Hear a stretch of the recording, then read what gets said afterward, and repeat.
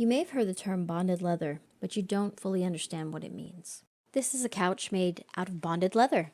If a salesman has ever said, "Oh, bonded leather is just real leather, that's all it is," what he really meant was, "Ha! Got him!" When a sofa is said to be made out of bonded leather, the material is actually polyurethane, which is known as PU in the furniture industry. It's a kind of a plastic. It's a sheet of plastic. It's fake. Most bonded leather only has 17% real leather. The only part that's real leather is the backing behind the plastic. This 17% is not the part that touches your skin. It's actually just the backing. But it gets worse. And just after a few months, that's when the couch starts to deteriorate. The plastic pieces start to flake off. This is the worst thing I've ever seen in my life. Ugh! Get it away from me, man! What is that? What is that held together with? Foam? Only we're not told. Some sort of foam glue. It's not durable, and you don't get your money's worth buying a living room sofa made out of bonded leather.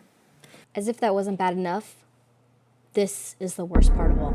The worst thing of all is the fact that it gives you cancer. This is cancer.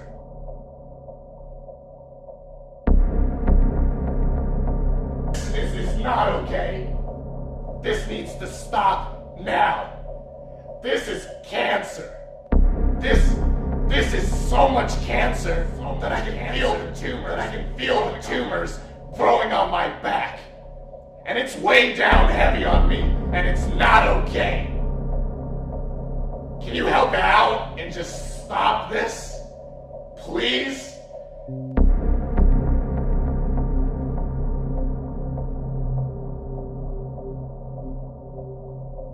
This is so much cancer that I can feel the tumors growing on my back. Oh, bonded leather is just real leather. And you can actually sue them if they've told you that. If I could just help one person in making a better educated decision when it comes to buying a sofa made out of bonded leather. I want you to get right now. Sit up, go to your windows, open them, and stick your head out and yell, "I'm as mad as hell, and I'm not going to take this anymore." Think we're not going to take this anymore. Then we'll figure out what to do about the depression and the inflation and the oil prices. But first, get up out of your chairs, open the window,